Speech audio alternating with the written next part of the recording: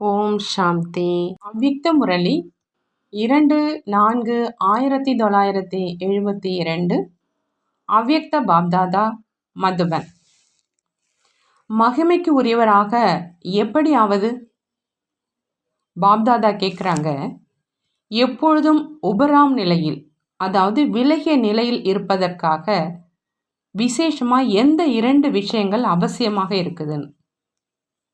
ஏன்னா தற்சமயம் உபராம் நிலையில், அதாவது விலகிய நிலையில் இருப்பதற்காக ஒவ்வொருவரும் வரிசை கிரமமாக முயற்சி செஞ்சிட்ருக்கீங்க. அந்த 2 அவசியமான விஷயங்கள் எது?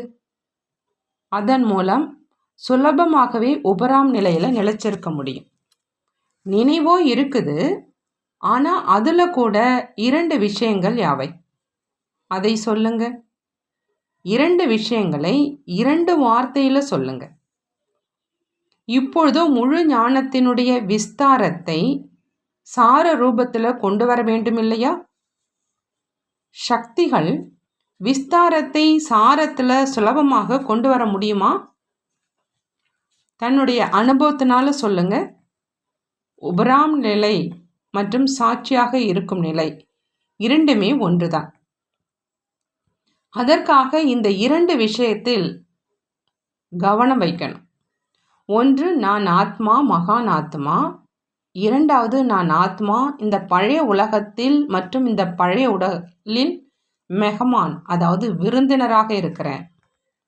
அப்படி மகான் மற்றும் மெஹமான் இந்த 2 நினைவில் இருக்கிறதுனால இயல்பாக மற்றும் சுலபமாகவே எந்த பலகீனங்கள் மற்றும் பற்றுதலின் காரணமாக உபராம் நிலையில் இல்லாமல் கவர்ச்சியில் வந்துடுறீங்களோ, அந்த கவர்ச்சி முடிவடைந்து உபராம் ஆயிடுவீங்க.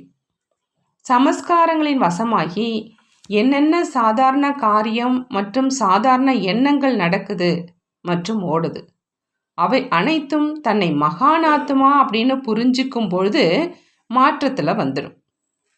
மகான் என்ற நினைவு இருப்பதின் காரணமாக சமஸ்காரம் மற்றும் எண்ணம், வார்த்தைகள் மற்றும் காரியம் எல்லாமே மாறிடுது. ஆகையினால எப்பொழுதும் மகான் மற்றும் மெஹமான் என்று புரிந்து நடந்து கொள்றதுனால தற்சமயத்தில் மற்றும் எதிர்காலத்தில் மேலும் பின்பு பக்தி மார்க்கத்தில் கூட மகிமைக்கு உரியவராக ஆயிடுறீங்க. ஒருவேளை மெஹமான் மற்றும் மகான் அப்படின்னு புரிஞ்சிக்கல அப்படின்னா மகிமைக்குரியவராகவும் ஆக முடியாது. மகிமை பக்தியில் மட்டும் இருப்பது கிடையாது. ஆனால் முழு கல்பத்தில் ஏதாவது ரூபத்தில் மகிமைக்கு தகுதியானவராக ஆகிறீங்க. சத்தியுகத்தில் மகான் அப்படின்னா உலகின் மகாராஜன் மற்றும் மகாராணியாக ஆகிறாங்க. அவங்க பிரஜை மூலமாக மகிமைக்குரியவர்களாக ஆகிறாங்க. பக்தி மார்க்கத்தில் தேவி மற்றும் தேவதா ரூபத்தில் மகிமைக்குரியவர்களாக ஆகிறாங்க. மேலும் சங்கமேகத்தில் யார் மகான் காரியம் செய்து காண்பிக்கிறாங்க அப்படின்னா பிராமண பரிவாரம் மூலமாக மற்றும் அந்நிய ஆத்மாக்கள் மூலமாகவும் மகிமைக்குரியவராக ஆகிறாங்க. அப்படி இந்த நேரம் மெஹமான் மற்றும் மகான் ஆத்மா அப்படின்னு புரிஞ்சுக்கிறதுனால மட்டும் முழு கல்பத்துக்காக தன்னை மகிமைக்குரியவராக ஆக்க முடியும். ஒவ்வொரு காரியம் மற்றும் எண்ணம் மகானாக இருக்குதா மற்றும் மெஹமானாகி நடந்து கொண்டிருக்கின்றேனா மற்றும் காரியம் செய்து கொண்டிருக்கின்றேனா என்று சோதனை செய்யுங்க. பிறகு அட்டாச்மெண்ட், அதாவது பற்றுதல் விலகிடும். மெஹமானாக இந்த உலகத்தில் மட்டும் கிடையாது, ஆனால் இந்த உடல் என்ற வீட்டில் கூட மெஹமானாக இருக்கிறீங்க. எப்பொழுது தன்னை மெஹமான் அப்படின்னு புரிஞ்சுக்கிறாங்களோ அப்போது உடல் உணர்வின் கவர்ச்சி என்ன இருக்குதோ, என்ன சமஸ்காரம் மிச்சம் இருக்கின்றனவோ அவையும் நினைவின் மூலம் மிகவும் சுலபமாகவே நீங்கிவிட முடியும். உங்களுடைய வீட்டை ஏதோ காரணத்துக்காக வித்துடுறீங்க அப்படின்னா தன்னுடையது அப்படிங்கிறது அகன்று போயிடுது இல்லையா? பிறகு அதே இடத்துல வசித்தாலும் கூட விருந்தினர் என்று தான் நினைப்பீங்க.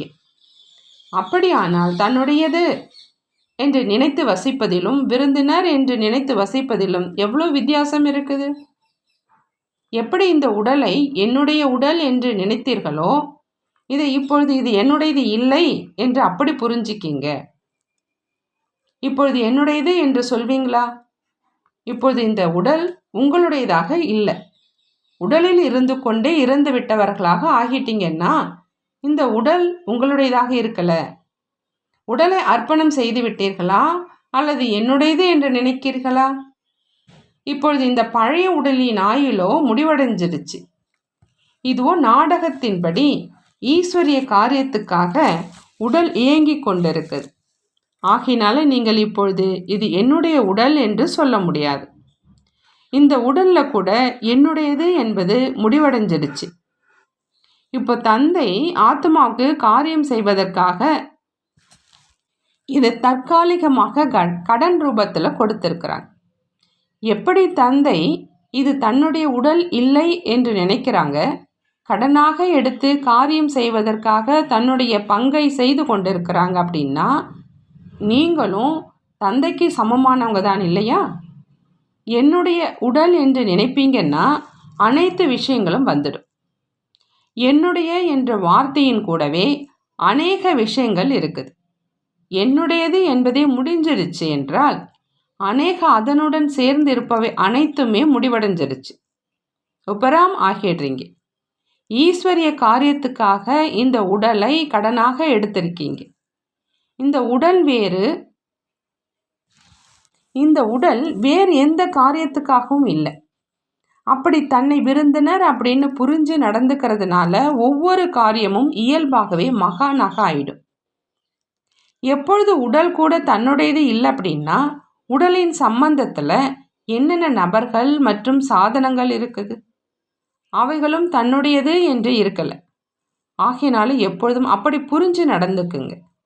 அந்த மாதிரி புரிந்து நடந்து கொள்கிறவங்க எப்பொழுதும் போதையில் இருக்கிறாங்க. அவங்களுக்கு இயல்பாகவே தன்னுடைய வீட்டினுடைய நினைவு இருக்குது. வீடு மட்டும் இல்லை, ஆனால் தந்தைக்காக நீங்கள் கூறும் 6 விஷயங்கள் அவை அனைத்தும் இயல்பாகவே நினைவில் இருக்கு. எப்படி தந்தையினுடைய அறிமுகம் கொடுப்பதற்காக சார ரூபத்தில் சொல்கிறீங்க, அதில் முழு ஞானம் வந்துடுது. அப்படி சாரமாக 6 விஷயங்களில் சொல்கிறீங்க. தன்னை ஒருவேளை விருந்தினர் அப்படின்னு புரிஞ்சு நடந்துக்கிட்டீங்கன்னா தன்னுடைய அந்த 6 விஷயங்களும் எப்பொழுதும் நினைவில் இருக்கும். பெயர் சர்வோத்தம பிராமணன், ரூபம் சாலிகிராமம், இதே மாதிரி நேரத்தினுடைய நினைவு, வீட்டினுடைய நினைவு, காரியத்தினுடைய நினைவு, ஆஸ்தியினுடைய நினைவு இயல்பாகவே இருக்குது. முழு ஞானத்தை விஸ்தாரமாக இவ்வளவு காலம் என்ன சொல்லி வந்தீங்களோ அவை சார ரூபத்தில் வந்துடுது.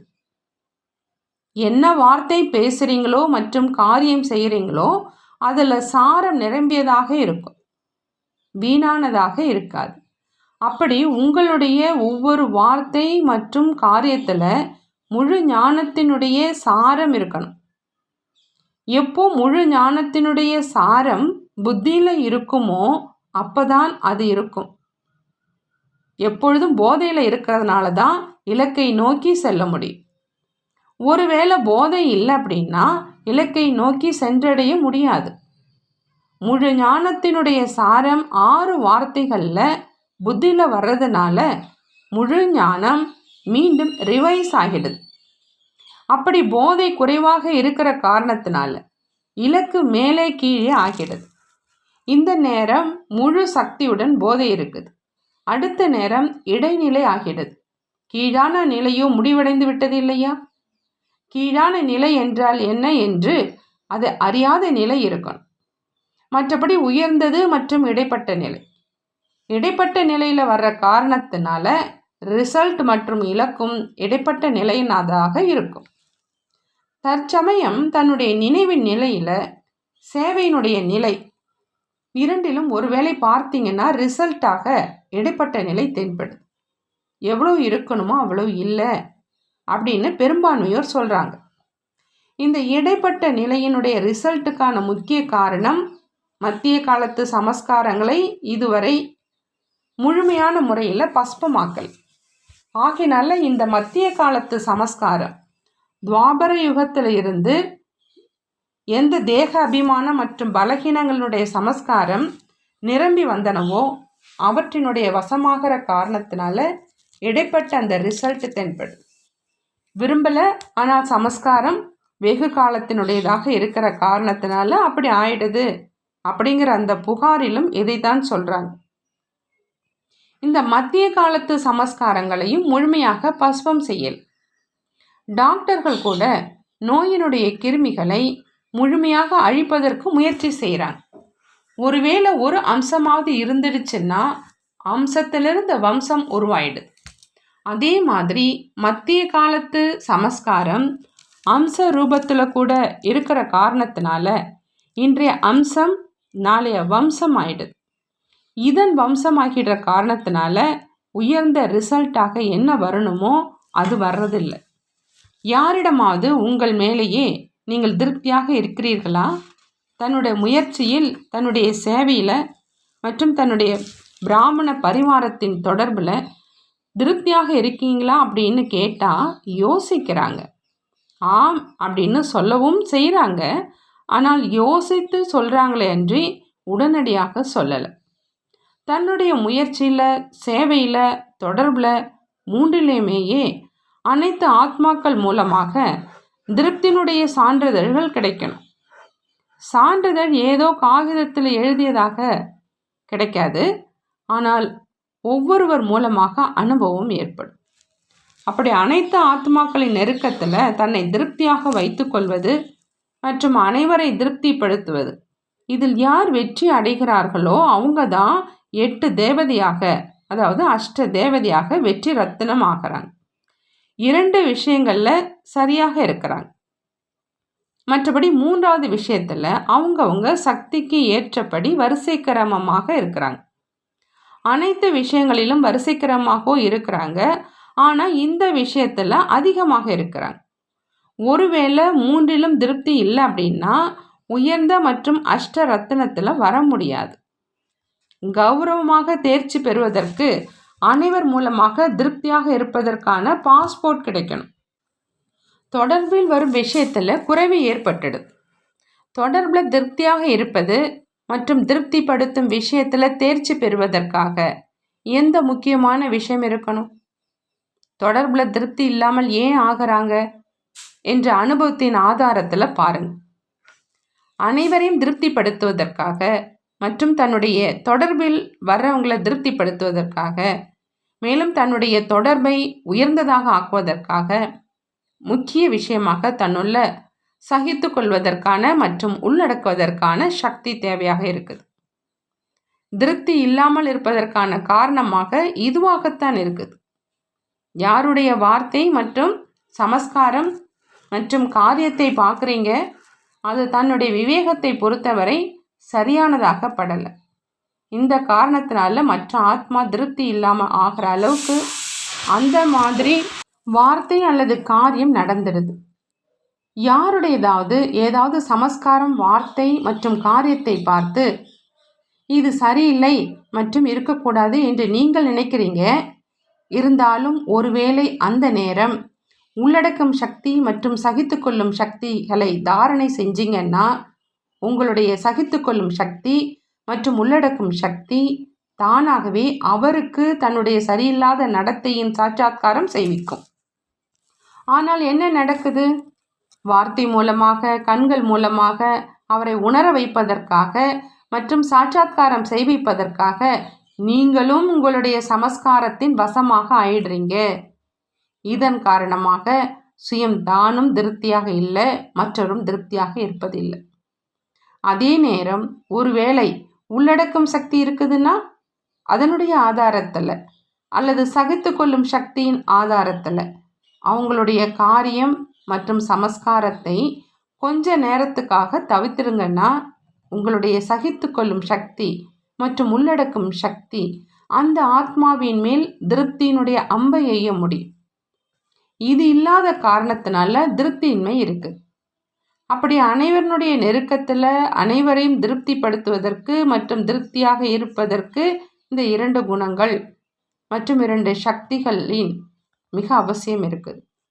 இதன் மூலமாகத்தான் உங்களுடைய குணம் மகிமை பாடப்படும். அந்த நேரம் வெற்றி தென்படாமல் இருக்கலாம், தோல்வி தென்படலாம். ஆனால் அந்த நேரத்து தோல்வி அநேக ஜென்மங்களுக்காக உங்களுடைய கழுத்தில் மாலையை அணிவிக்கும். ஆகையினால இந்த தோல்வியையும் வெற்றி என்று எடுத்துக்கொள்ளணும். இதனுடைய குறை இருக்கிற காரணத்தினால இந்த பாடத்தில் எவ்வளோ வெற்றி இருக்கணுமோ அவ்வளோ இருப்பது கிடையாது. புத்தியில் ஞானம் இருந்த போதிலும் எந்த நேரம் எந்த ரூபத்தில் யாருக்கு ஞானம் மற்றும் யுக்தியோடு விஷயம் கொடுக்கணும் அப்படிங்கிற அந்த அறிவும் இருக்கணும். நான் அவருக்கு கற்றுக் கொடுத்தேன் அப்படின்னு நினைக்கிறாங்க, ஆனால் சரியான காலம் இல்லை, அவருக்கு சக்தி இல்லை அப்படின்னா அவருடைய கற்றுக் கொடுத்தல் காரியம் செய்யாது. எப்படி நிலத்தை பார்த்து காலம் பார்த்து விதை விதைக்கப்படுது அப்படின்னா வெற்றி கிடைக்கும். சரியான காலம் இல்லை, நிலம் சரியாக இல்லை அப்படின்னா எவ்வளவுதான் உயர்ந்த தரமான விதை விதைத்தாலும் அந்த பலன் கிடைப்பது கிடையாது. அதே போல் ஞானத்தினுடைய விஷயங்கள் அறிவுரை மற்றும் வழிமுறை கூறுவதாக இருந்தால் நிலம் மற்றும் காலத்தை பார்க்கணும். நிலம் அப்படின்னா அந்த ஆத்மாவினுடைய பலத்தை பார்க்கணும், காலத்தை பாருங்க. அப்போ அறிவுரைங்கிற விதை பலன் கொடுக்க முடியும். புரிந்ததா? ஆகையினால தற்சமயம் அனைவரையும் விட உயர்ந்த ஆத்மாக்களுக்கு, மகாவீரர் மகா வீராங்கனைகளுக்கு இந்த விசேஷ முயற்சியின் பக்கம் கவனம் கொடுக்கணும். இதுதான் மகா வீரத்தன்மை. திருப்தியாக இருப்பவரை திருப்தியாக வைத்து கொள்வது மகா வீரத்தன்மை இல்லை. அன்பானவருக்கு அன்பு கொடுப்பது மகா வீரத்தன்மை இல்லை. சகயோகியுடன் சகயோகி ஆவது மகா வீரத்தன்மை இல்லை.